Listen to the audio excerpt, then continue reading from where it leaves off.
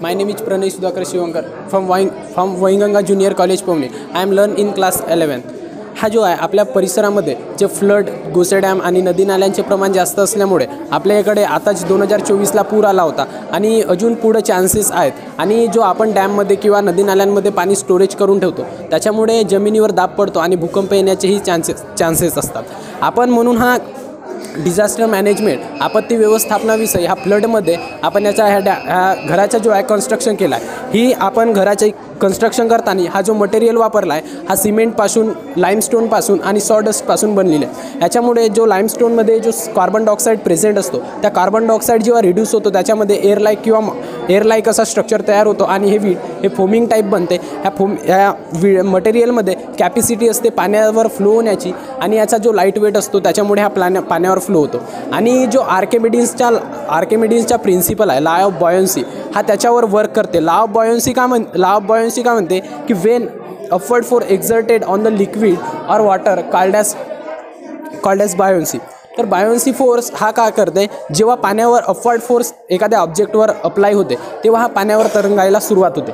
आणि जेव्हा हा पाण्याची लेवल जसजशी पातळी कमी होईल तसतसा हा घरही आपण खाली जाऊ शकतो. आणि हा घर कितीही पूर आला तरी वाहत जाण्याचे चान्सेस असतात. पण त्याच्यासाठी आपण याला बेरिंग कॉलम सिस्टीम दिली आहे. तर आपण हे बेरिंग कॉलम सिस्टीम आपण चारही बाजूला अटॅच केला तर हा घरी इकडे तिकडे वाहत जाणार नाही. आणि ही बेरिंग कॉलम सिस्टीम ग्रीसिंगमुळे फास्टली वर्क करणार आणि हे इकडे तिकडे वाहत जाणार नाही.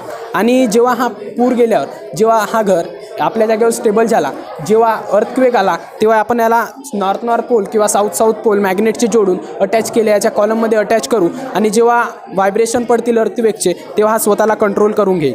कारण याच्यामुळे याच्यामध्ये मॅग्नेटिक अपोजिट फोर्स निर्माण झाल्यामुळे स्प्रिंग राहील का अपोजिट मॅग्नेट जेव्हा आपण नॉर्थ पोल किंवा साऊथ पोल अटॅच केला तर ते एकामेकाकडे अट्रॅक्ट होत नाही, ते मॅग्नेटिक अपोजिट फोर्स निर्माण करतात. आणि जेव्हा नॉर्थ साऊथ पोल अटॅच केला तर ते एकामेकाकडे चिपकतात आणि मॅग्नेटिक फोर्स असते त्याच्यामध्ये. म्हणून हा अर्थक्वेक आला तरी हा घर स्वतःला कंट्रोल करू शकतो. याच्यामुळे या घराचे दिवाल बिंग काही कन्स्ट्रक्शन आहे तो क्रॅक्स होणार नाही. आणि आपल्या एरियामध्ये आता 2024ला पूर आला होता आणि अजून पुढे चान्सेस आहेत, अर्थक्वेकही येण्याचे चान्सेस आहेत. कारण की हाय स्टोरेज ऑफ वॉटर आपण डॅममध्ये स्टोअर करून ठेवतो, त्याच्यामुळे तो पाण्याचा दाब आहे तो जमिनीवर पडणार आणि पुढं भूकंप येण्याचे चान्सेस आहेत. आणि आपल्या एरियामध्ये गोडामचे कन्स्ट्रक्शन जास्त प्रमाणात असल्यामुळे आणि गोडामामध्ये जास्त धान्य स्टोरेज असतो आणि तो धान्य आपण इतरांना पुरवत असतो. तर ह्या धान्य जरी त्या पुरामुळे, पाण्यामुळे खराब झाला तर त्या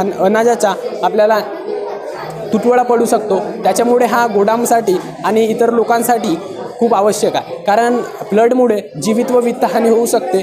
म्हणून आपण ह्याचा जरी भविष्यामध्ये कन्स्ट्रक्शन केला तर सर्वांना आणि जीवित व वित्तहानी होणार नाही आणि पुरापासून आपण बचाव करू शकतो आपला स्वतःचा. हा मटेरियल कशाचा बनला आहे म्हटलं? सिमेंट, चुना, सॉडस्ट म्हणजे राख आणि पाणी यांचं आपण जेव्हा मिश्रण करतो आणि चुन्यामध्ये कार्बन डायऑक्साईड प्रेझेंट असते, त्या कार्बन डायऑक्साईड जेव्हा रिड्यूस होतं याच्यामधून तर याच्यामध्ये फोमिंग स्ट्रक्चर तयार होते. आणि या फोमिंग स्ट्रक्चर तयार होतं याच्यामध्ये, म्हणून तो पाण्यावर तरंगतो. आणि जो आर्किमिडीज ग्रीक फिजिशियन, त्याचा आर्किमिडीजचा जो लॉ आहे बॉयन्सी, तो बॉयन्सी लॉ याच्यावर काम करते. Wien upward force exerted on the water or liquid called as buoyancy. तो बायोन्सीचा लॉ का म्हणते की जेव्हा अपवर्ड फोर्स, उलट फोर्स हा एक्झर्ट होते त्या पाण्यावर, तेव्हा तो कोणतीही वस्तू त्याच्यावर जरी हलक्या वजनाची असेल, म्हणजे ह्या फोर्सपेक्षा जरी याचा वजन कमी असेल तर तो पाण्यावर तरंगतो. तर मग याच्यात आपण घर कसं बांधू, किती कॉलम कसे करू? हा मटेरियल आहे, आपण जसं घराचा आपण फाउंडेशन तयार करतो, त्या फाउंडेशन तयार करताना आपण ह्या मटेरियलचा आपण बेस तयार करू शकतो. आणि त्या बेसवर जो आपण ह्या मटेरियलचा जो बेस तयार करू आणि त्या बेसवर आपण घराचं कन्स्ट्रक्शन करू. त्या मटेरियलवर पण ह्या मटेरियल खूप साऱ्या प्रमाणात वापरावं लागेल ना, भरपूर प्रमाणात वापरावं लागेल. हो, तो अवेलेबल आहे ना आपल्याकडे, अवेलेबल आहे.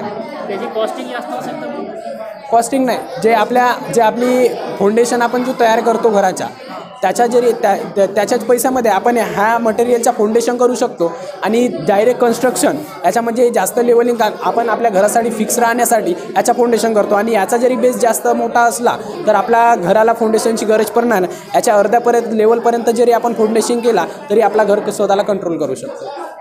आणि हा तरंगला पाण्यावर म्हणजे मग फिक्स याला सपोर्ट आपण बेरिंग सिस्टम कॉलम प्रेझेंट दिले आहेत, त्याच्यामुळे हा घर इकडे तिकडे पूर आला तरी इकडे तिकडे जाणार नाही. धन्यवाद.